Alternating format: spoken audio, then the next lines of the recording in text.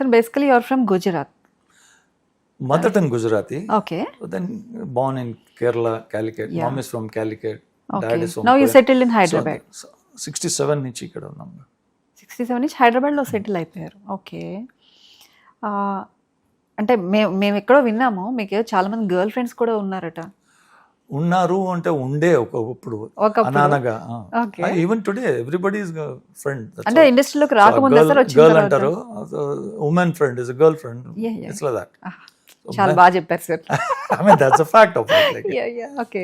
So అంటే ఇండస్ట్రీలోకి రాకముందా, ఇండస్ట్రీకి వచ్చిన తర్వాత ఇంకా ఎక్కువ ఫ్రమ్ మంది చైల్డ్హుడ్ అండి, from childhood I'm like that.